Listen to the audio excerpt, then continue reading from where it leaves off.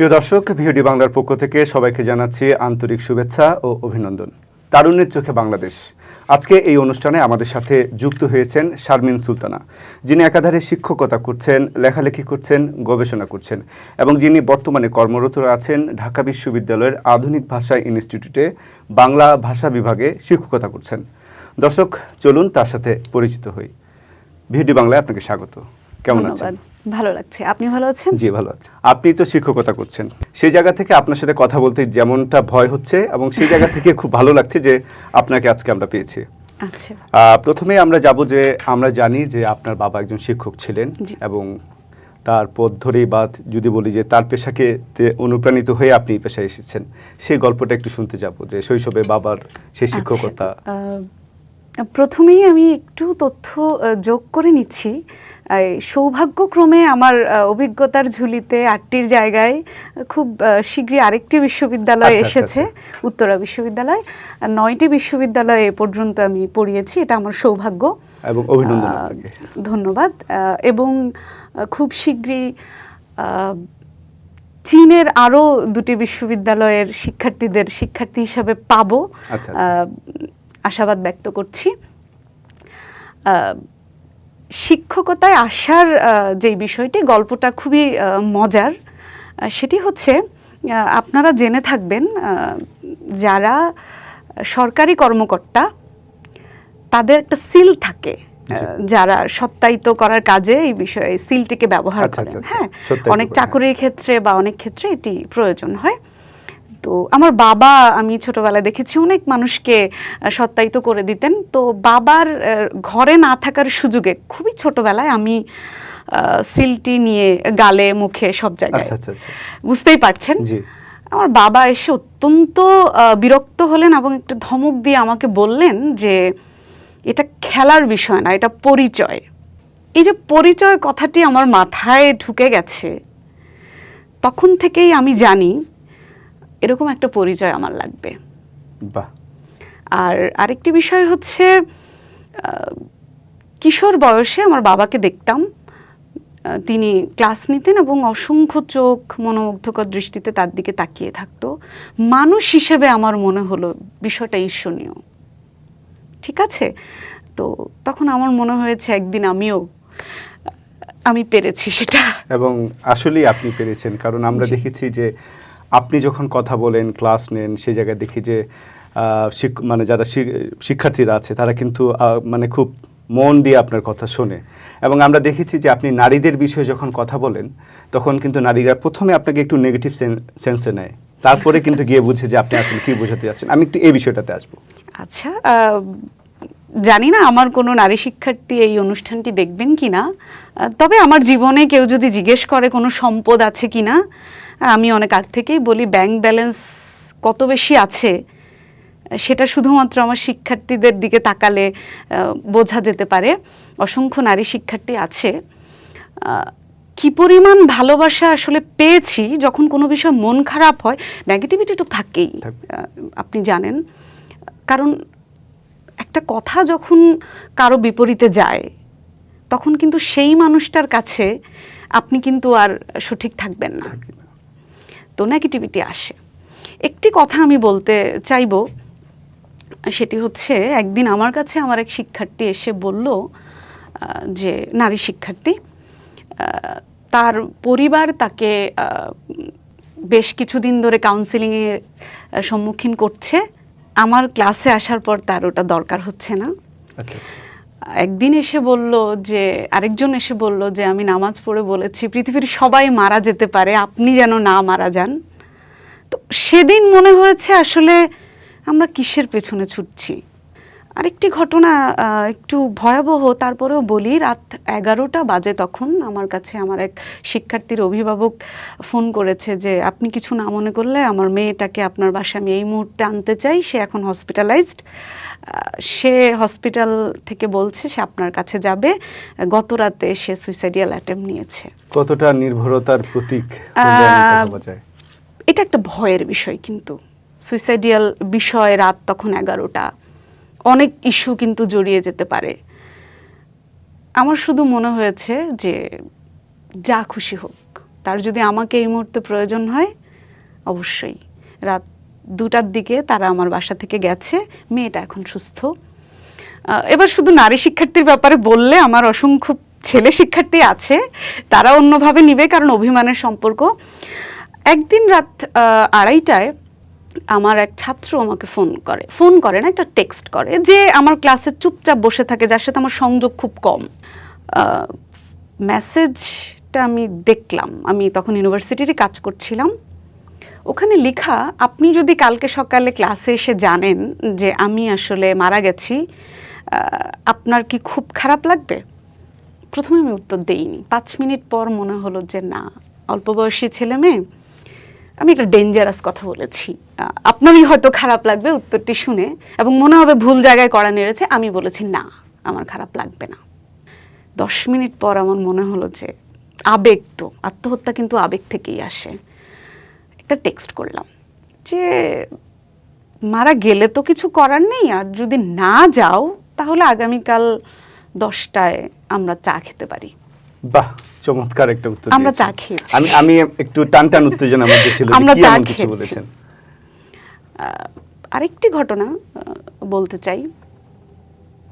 আমার এক ছাত্র খুবই মেধাবী, খুব, আমি স্বপ্ন দেখে ফেলেছি তাকে নিয়ে একদিন বিশ্ববিদ্যালয়ের শিক্ষক বানাবো এই ছাত্রকে। তো কারণ আমাদেরকে নিয়েও কিন্তু আমাদের শিক্ষকরা ছাত্র থাকাকালীনই আমাদেরকে তৈরি করেছেন আমাদের শিক্ষকরা, তো সেরকম স্বপ্ন। হঠাৎ করে সে অ্যাবসেন্ট, পরীক্ষা দিচ্ছে না, আসছে না, এত মেধাবী। অনেকভাবে আমি কন্ট্যাক্ট করেছি, অনেক কিছু করেছি, তাকে পাচ্ছি না। একদিন পেলাম, পাওয়ার পরে পরীক্ষা দিয়ে এসে চলে যাবে। আমি বললাম যে আমার ক্ষুধা লেগেছে। বলে আপনার ক্ষুধা লেগেছে? বললাম হ্যাঁ, আমি তো খাওয়ার সময় পাই না, তুমি আমার সাথে ক্যান্টিনে চলো। আমরা গেলাম যথারীতি। খুবই ডিপ কিছু তার বলার আছে, কিন্তু সে কাউকে বলতে পারছে না। আমাকে তো প্রশ্নই আসে না, বলবেই না সে। আমি তখন তাকে নিয়ে বললাম যে অর্ডার করো, আমার কাছে টাকা নেই। তো অর্ডার করলো, আমি গপ গপ খাচ্ছি, আর দুনিয়ার আজে বাজে যা কথা আছে আবোল তাবোল আমি বলে যাচ্ছি। হঠাৎ করে সে বলল, ম্যাম আমার এই সমস্যা। আমি ওটা শোনার জন্যই এই নাটকগুলো এবং এটাই মনে হয় একজন প্রকৃত শিক্ষকের গুণাবলী, যে ছাত্রের ভিতর থেকে কথা বের করে তাকে তো নিয়ে আসে। বাঁচতে দিতে হবে। একটা সমস্যার কথা বলেছে, আজ পর্যন্ত আমি কাউকে বলিনি, এবং আমি দুঃখিত যে আমি আপনাকেও বলবো না, কারণ সেটা আমার শিক্ষার্থীর ব্যক্তিগত কিছু। বলেছে যে আমি এখন এই পরিস্থিতিতে কোনোভাবেই খাপ খাইয়ে নিতে পারছি না, I either should die or I should leave the country or এরকম। তো আমার বাবা মা হয়তো আমাকে মাফ করে দিবে বা এরকম কিছু। বললাম হোয়াট অ্যাবাউট মি, আমার ব্যাপার? বলছে যে আপনার ব্যাপার। বললাম আমি যে তোমাকে এতগুলো সেমিস্টার ধরে পড়ালাম, শেখালাম, সেটার কি আমি পাবো? বলছে আপনি তো কোনোদিন কিছু চাননি। আমি বললাম যে আমি আমার জন্য কেন চাইবো? তোমাকে এত কিছু পড়ানো হয়েছে, শেখানো হয়েছে, তুমি নেশনকে সার্ভ করবে, সেটা না করে তুমি যদি অন্য কিছু করো আমি তো মাফ করবো না, বাবা মা তো পরের বিষয়। সে সাকসেসফুলি আবারও ভালো রেজাল্ট করেছে, ভালো আছে, কোথাও না কোথাও কোনো এক গ্রামে সে এনজিওর মাধ্যমে অনেক গরিব মানুষকে এখন সে সাহায্য করছে। তো আপনি দেখুন, শিক্ষকতার চেয়ে বেশি বড়, ওই যে আমার বাবার চোখে দেখেছি, আমি ঈর্ষান্বিত হয়েছিলাম একদিন আমিও, এবং সেটা তো হয়েছিল। আমি পেরেছি, এবং যেইটুকু বাঁচতে চাই এটুকুর জন্যই। সেটাই, যেহেতু আমাদের অনুষ্ঠান হচ্ছে তারুণ্যের চোখে বাংলাদেশ, সেই জায়গায় দেখলাম যে তরুণরা আপনাদেরকে কিভাবে গ্রহণ করলো, এবং আপনি অনেক তরুণকে পথ দেখিয়েছেন। এই যে এদেরকে যে আপনি কাউন্সিলিং করেছেন, এটা তো পথ দেখানোই।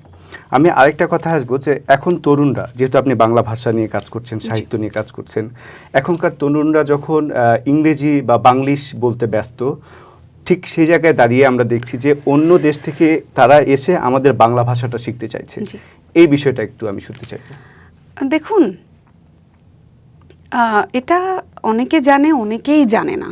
হ্যাঁ, বিশেষ করে আমাদের ইয়ং জেনারেশন অনেকেই জানে না যে যেমন অস্থির হয়ে আমরা ইংরেজি ভাষা শিখতে চাই, ইংরেজি শুনলে ভয় পাই, এবং মনে করি আমি ইংরেজি যেহেতু পারি না, আমার উচ্চারণ যেহেতু হয় না, আমার বানান যেহেতু হয় না, আমার এই জীবনে কিছু করা হবে না, এরকম এরকম আমরা ভাবি। এটা আসলে সঠিক না। ভাষা একটা দক্ষতা, স্কিল। তো অবশ্যই আপনার কথাই যদি আমি ধরি, আপনি আমাকে পরিচিত করে দিলেন, পরিচয় করিয়ে দিলেন, কথা বলছেন, অবশ্যই এর ভেতরে আপনার ভেতরে সবার আগে ভাষাগত দক্ষতা দেখা হয়েছে। আপনার সেটা আছে বলেই আপনি এখানে বসে আছেন, আমিও চেষ্টা করি বলে আমি এখানে বসে আছি। তো এটা ভাষাগত দক্ষতা সবার প্রয়োজন। কিন্তু ইংরেজি ভাষার দিকে আমরা এমনভাবে ভুলভাবে ঝুঁকে যাচ্ছি যে ইংরেজিটাকে আন্তর্জাতিক ভাষা হিসেবে একজন গ্র্যাজুয়েটের শিখতে হবে, এইটাকে নর্মালাইজ না করে আমরা একটা ভয় ঢুকিয়ে দিচ্ছি। ঠিক আছে, কিন্তু বিষয়টা এত ভয়ঙ্কর কিছুই না।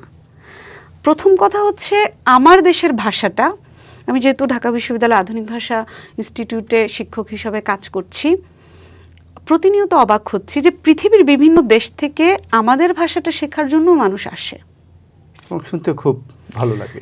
এবং আপনি জানলে অবাক হবেন যে বিভিন্ন দেশের গভর্নমেন্ট কিন্তু স্কলারশিপ দিয়ে তাদের দেশের বিশ্ববিদ্যালয়ের শিক্ষার্থীদেরকে বাংলাদেশে পাঠায় বাংলা ভাষা শেখার জন্য। তারা কেউ 6 মাসের সেমিস্টার করে যায়, কেউ 1 বছরের 2 সেমিস্টার করে তাদের দেশে গিয়ে পুনরায় কাজ করে।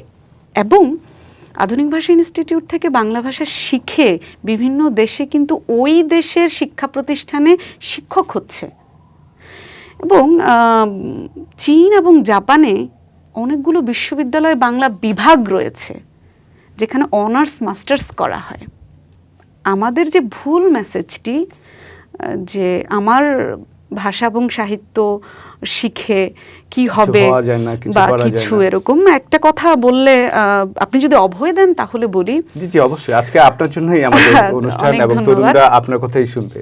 একটা বিষয় আমরা যারা বাংলা সাহিত্যে পড়েছি এবং যারা পড়াই, তারা একটা বিষয় খুব দেখি, আপনার সামনে যদি 2জন শিক্ষার্থী আসে যার মধ্যে একজন ইংরেজি ভাষাও সাহিত্য পড়ছে এবং একজন বাংলা ভাষাও সাহিত্য পড়ছে, আমাদের অবচেতন মনেই আমরা কেন জানি মনে করে নেই যিনি বাংলা ভাষাও সাহিত্য পড়ছেন ইনি মনে হয় কম জানেন, কিংবা অন্য কোনো ভাষা অন্য কোনো বিষয় সম্পর্কে তার দক্ষতা কম, আর যিনি ইংরেজি ভাষা এবং ইংরেজি সাহিত্য পড়ছেন সে মনে হয় তুলনামূলকভাবে মেধাবী। এটা মানতে আমাদের কষ্ট হয়। আমরা ভদ্র সমাজ হিসেবে যারা নিজেদেরকে দাবি করি তারা এটা অস্বীকার করব, কিন্তু নগ্ন বাস্তবতা এটাই। ঠিক আছে, কিন্তু সবচেয়ে দৈন্যতার বিষয় হচ্ছে এটি যে যেই বাবা মারা তাদের সন্তানকে ইংরেজি ভাষা ও সাহিত্য শেখাতে বিশ্ববিদ্যালয়ে পাঠায়, প্রাইভেট বিশ্ববিদ্যালয় বলুন, পাবলিক বিশ্ববিদ্যালয় বলুন, তাদের মধ্যে অনেকে জানেই না যে বাংলা ভাষা ও সাহিত্য এবং ইংরেজি ভাষা ও সাহিত্যের ছাত্রছাত্রীদের ভেতরে সিলেবাসের কোনো পার্থক্যই নেই। যখন আমি উপন্যাস পড়ছি, আমার যেই বন্ধুটি ইংলিশ ডিপার্টমেন্টে পড়ছে সে তখন নোভেল পড়ছে। আচ্ছা, সে যখন ড্রামা পড়ছে আমি তখন নাটক পড়ছি, সে যখন এসে পড়ছে আমি তখন প্রবন্ধ পড়ছি, সে যখন স্টোরি পড়ছে তখন আমি ছোট গল্প পড়ছি। কিন্তু ওই যে ইংরেজি হওয়ার কারণে না জানি সে যখন পোয়েট্রি পড়ছে, ভিক্টোরিয়ান পিরিয়ড পড়ছে, আমি তখন মধ্যযুগ পড়ছি। সে যখন পোয়েট্রি পড়ছে আমি তখন কবিতা পড়ছি। ঠিক আছে, সে যখন বায়রন পড়ছে আমি তখন জীবনানন্দ দাশ পড়ছি। এর ভেতরে পার্থক্য তেমন কিছুই নেই। আরও খারাপ লাগার বিষয় হচ্ছে এটি যে আমাদের বাবা মারা যখন, আমরা নিজেরাও ইংরেজি শেখাতে যখন যাই, আমরা জানিই না যে ঠিক ইংরেজিতে কি পড়ানো হচ্ছে। আমাদের ডিমান্ড লিস্টে শুধু এইটুকু থাকে যে আমার ছেলেটি, আমার মেয়েটি ইংরেজিতে কথা বলতে পারবে। কি শিখছে সেটা বড় কথা না, কিন্তু ইংরেজিতে কথা বলার জন্য কি আসলে এত বছর পড়াশোনা করা দরকার হয়? একদমই না। এটা তো নিয়মিত যদি একটু সিনেমা দেখা যায় বা আপনার যে কোনো ভাষার প্রতি যদি আপনার আন্তরিকতা থাকে, শেখার ইচ্ছে থাকে, অনুশীলন থাকে, আপনি যে কোনো ভাষাটাই খুব ভালো মতো পারবেন। সেটার জন্য আপনাকে 6 বছর পড়তে হবে না। এখন তার মানে কি এই যে আমি একজন শিক্ষক হয়ে ইংরেজি বিভাগের বিপক্ষে কথা বলছি? প্রশ্নই ওঠে না। এটা ইন্টারন্যাশনাল ল্যাঙ্গুয়েজ। আমি যখন একজন গ্র্যাজুয়েট তখন অবশ্যই আমাকে ইংরেজি ভাষা জানতে হবে। এবং বিশ্বর সাথে আমাকে connectivity- যোগাযোগ স্থাপন করতে হবে। জি।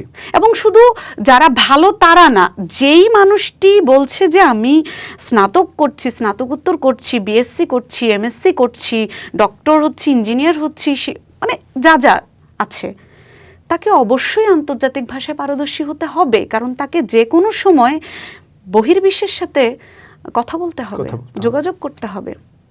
সেটাই, এটা গ্র্যাজুয়েশনেরই পূর্ব শর্ত।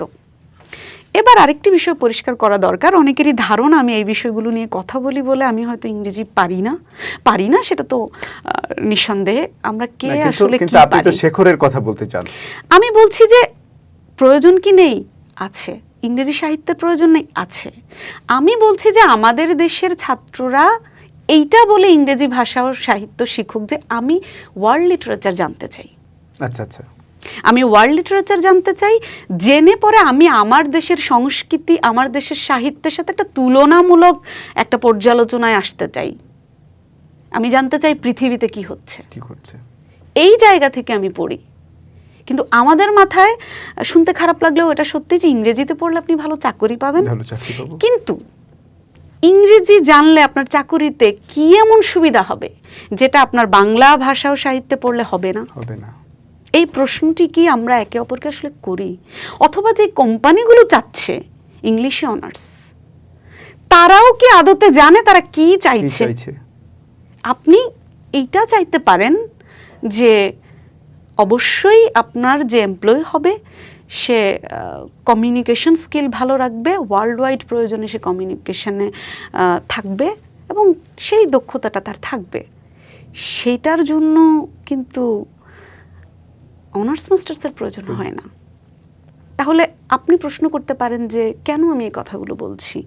আমি এই কথাগুলো বলছি এই জন্য যে আমাদের কিছু ভুল ধারণা শিক্ষার্থীদের ভেতরে প্রতিযোগিতায় নামিয়ে দেয়।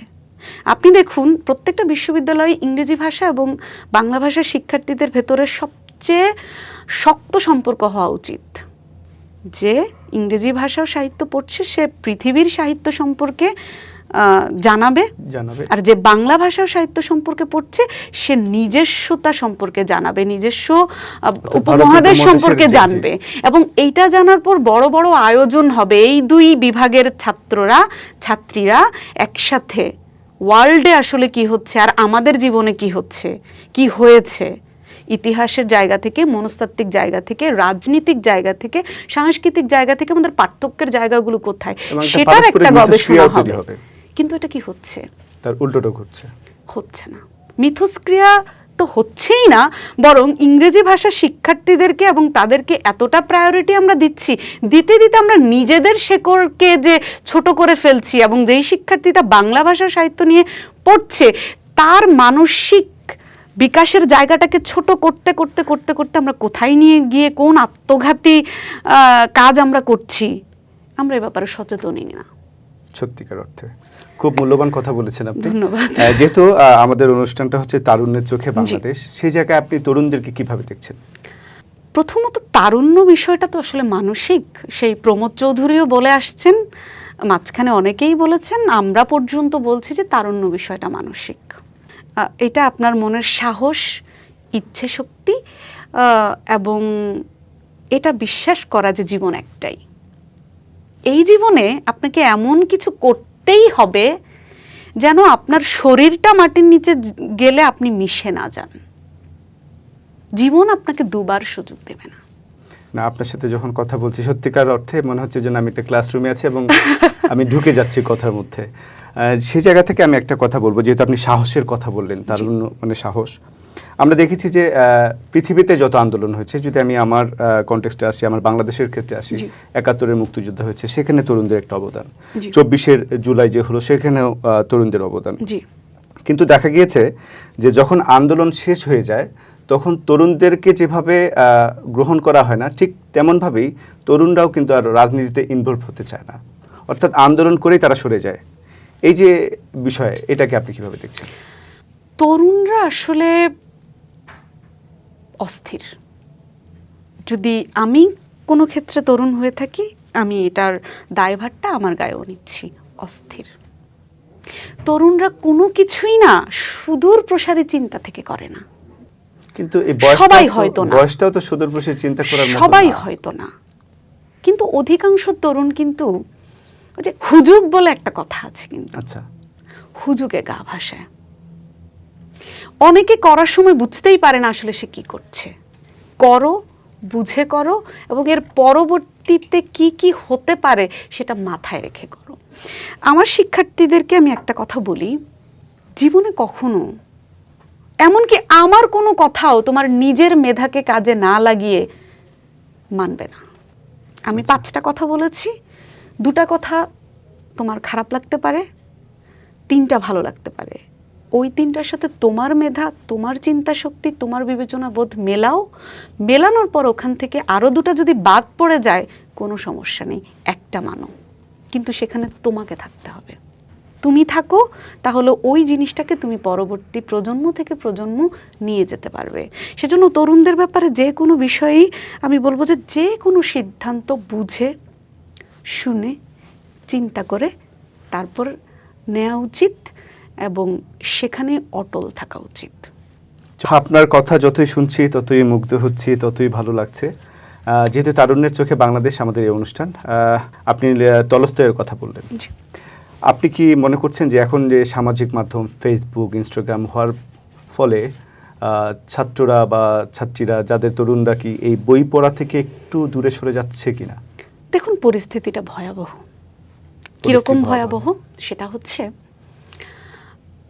এখন কিন্তু আমাদের মনস্তাত্ত্বিক অবস্থা এরকম না যে আমি একটি অপরাধ করছি, আমি সেটা স্বীকার করছি যে ঠিক আছে আমি এই অপরাধটি করেছি, আমাকে আপনি ক্ষমা করুন, অথবা আমি আপনার কাছে ক্ষমা চাই না, আমি এটি করেছি, তাহলে বিষয়টা একটা ব্যালেন্সে থাকে। কিন্তু এখন কেউ কোনো কিছু করলে সেটা সে কোনোভাবেই স্বীকার করে না যে আমি এটা করেছি, সে অন্যভাবে ম্যানিপুলেট করে।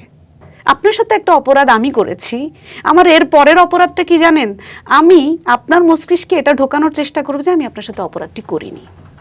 আপনি দ্বিধান্বিত হয়ে যাবেন যে তাহলে কষ্ট পেলাম কেন আমি, সে তো কিছু করেনি, তাহলে কি আমি মানসিক বিকারগ্রস্ত?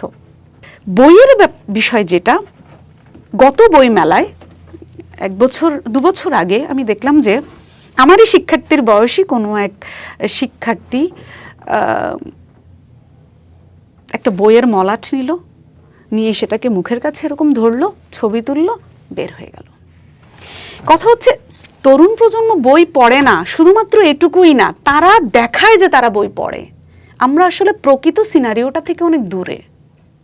মানে আপনি বলতে চাচ্ছেন যে বই যে পড়ছে না সেটা কোনো বিষয় না, কিন্তু সে যে অভিনয় করছে, এখন আপনি সমস্যা খুঁজে পেলেই না আপনি সমাধান করতে যাবেন, কিন্তু আপনাকে সমস্যাটাই তো দেখানো হচ্ছে না। আমি একটা কথা বলে থাকি, শাড়ির আঁচলে যতখানি 21, তার ছিটে ফোটাও আমাদের মনের ভেতরে যদি 21 থাকতো, তাহলে মানে আমরা পৃথিবীর সামনে বোকা বনে যেতাম না।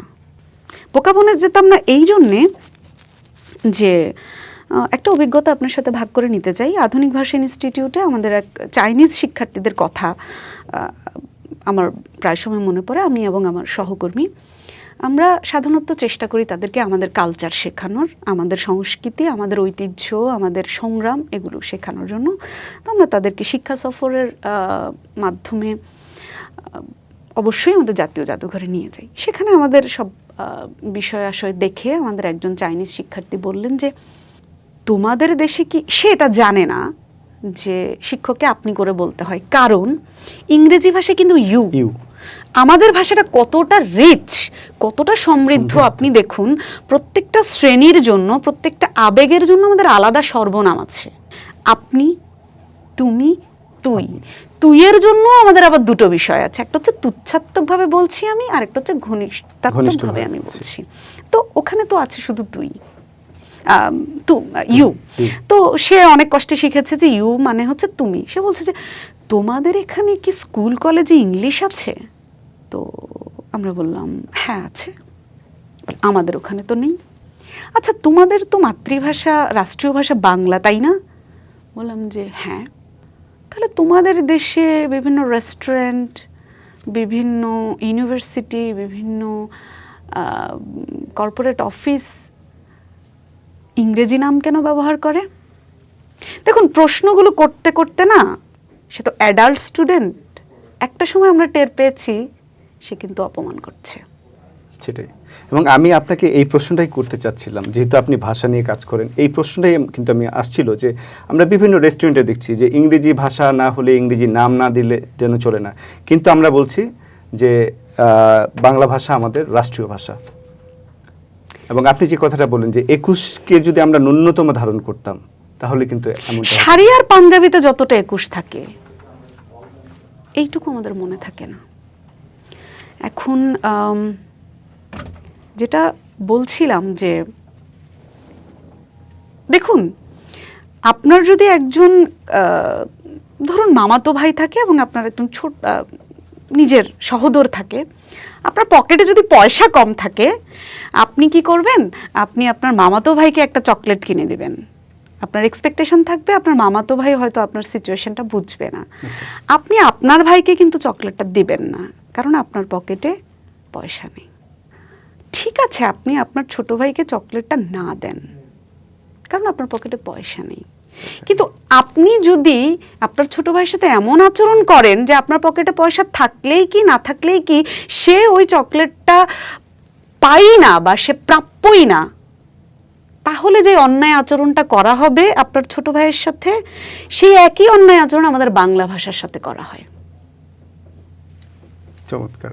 আপনি যে একজন শিক্ষক যেভাবে মেটাফোর দিয়ে বুঝিয়ে দিলেন, কারণ আপনি দেখুন, আপনার অবশ্যই পছন্দ হতে পারে বিজনেস, ব্যবসা শিক্ষা পড়া, অবশ্যই আপনার সায়েন্স পছন্দ হতে পারে, আপনার কারিগরি কোনো কিছু পছন্দ হতে পারে, আপনার ইঞ্জিনিয়ারিং পছন্দ হতে পারে, আপনার ডাক্তার হওয়া পছন্দ হতে পারে, উইশ লিস্টে থাকতে পারে।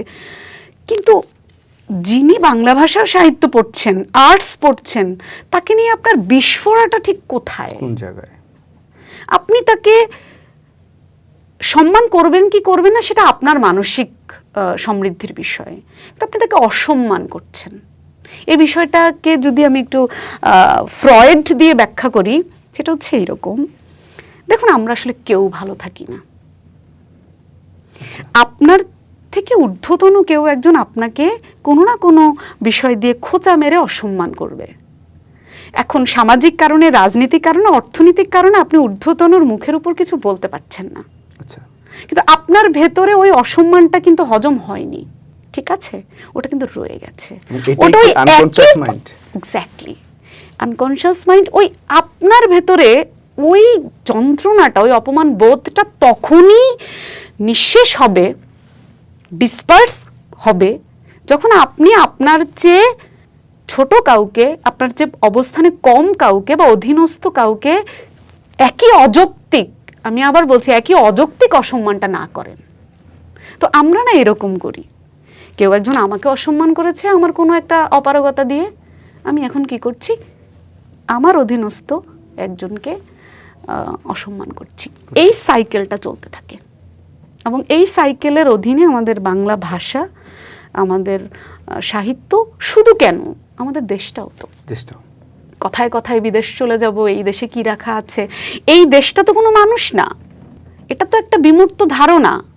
এই দেশটার যদি খারাপ অবস্থা হয় সেটা তো আমি দায়ী না। আমি বিদেশে চলে যাচ্ছি, এই দেশ আমাকে আলো মাটি বাতাস দিয়েছে, আমি এই দেশটাকে ঠিক করার জন্য কি করলাম না করে আমি বলছি এই দেশে আমি ঠিকই আমার ডিসিপ্লিন মানছি, আমি আমার ময়লাটা ঠিক। বিদেশের কথা যদি বলি, আমার খুব ঘনিষ্ঠ বন্ধু আছে একজন, সিডনিতে এখন সেটেল।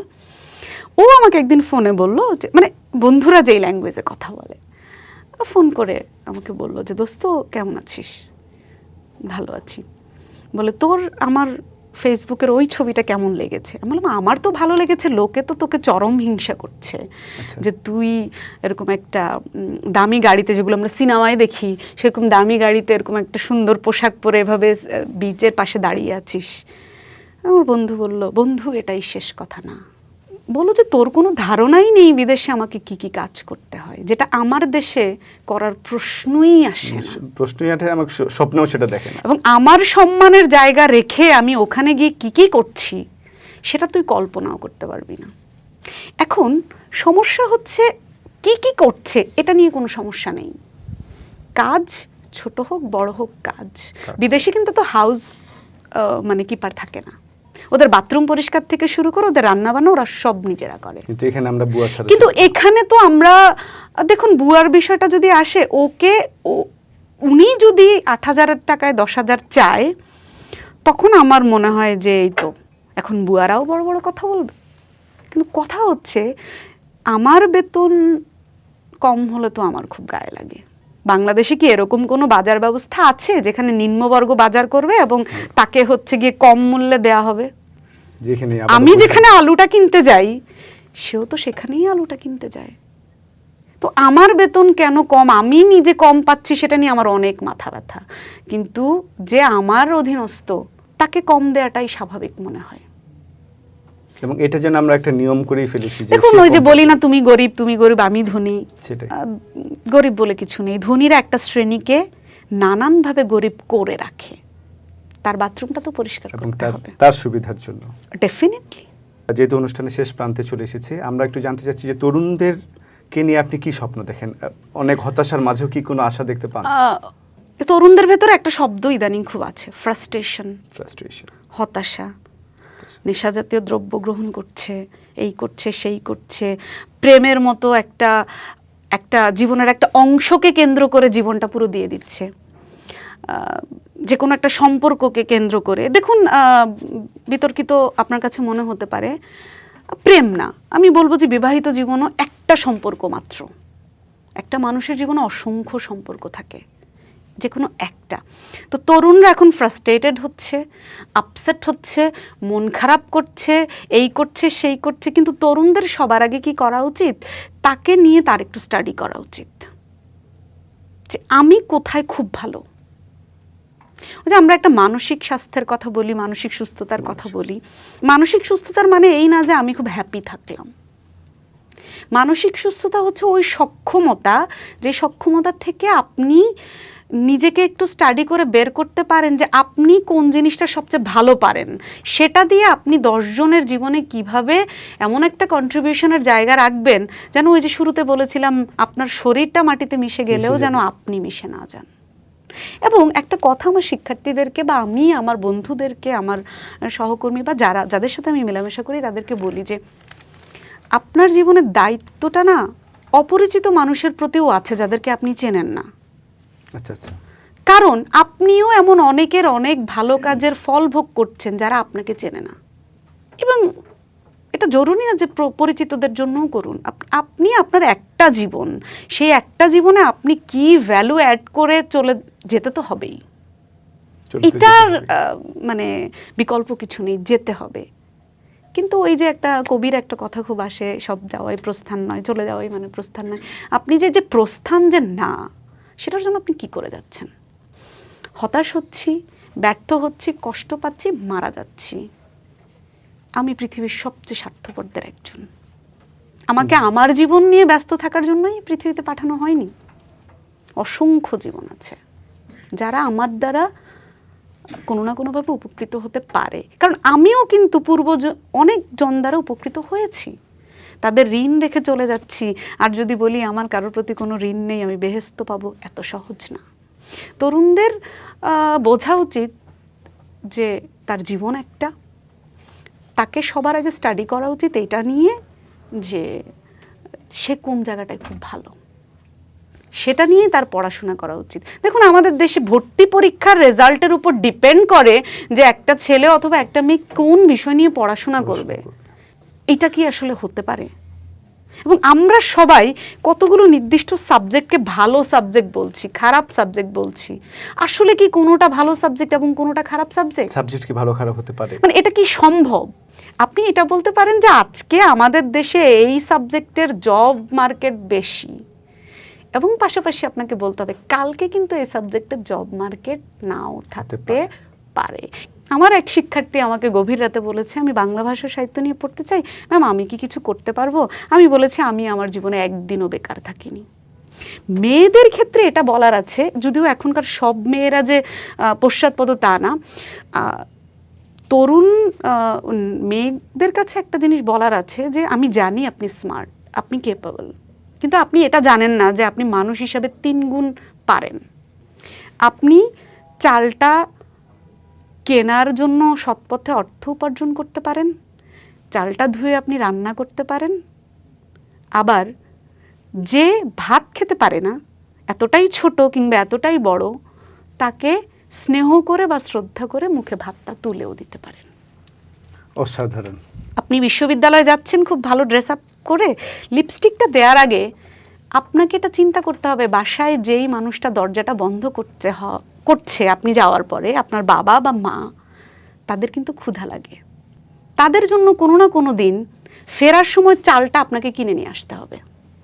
এটা শুধুমাত্র পুরুষের কাজ না। একজন পুরুষের সব দায়িত্ব, স্ত্রীর দায়িত্ব পুরুষের, কিন্তু আপনাকে তো ওই দিনের জন্য প্রস্তুত নিতে হবে। যদি আপনার যার সাথে বিয়ে হলো সেই পুরুষটা কোনোভাবে অ্যাক্সিডেন্ট করে পঙ্গু হয়ে যায়, আপনি কি তাকে ফেলে চলে যাবেন? আপনার সন্তানের কি হবে? আপনার সেই ভালোবাসার বা শ্রদ্ধার মানুষটার কি হবে?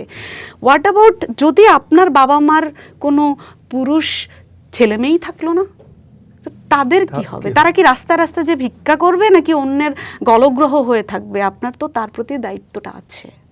আর আমার পুরুষ মানে পুরুষ তো ওদেরকে বলি না, ছেলে বলি, ওদেরকে একটা কথা আমি খুব বলি যে তোমার পুরুষ জন্ম নিয়ে তুমি এত খুশি হয়েও না। তোমাকে এই সমাজটা তোমার ঘর থেকে প্রতিষ্ঠার জন্য এবং উপার্জনের জন্যই এতটা প্রাধান্য দেয়।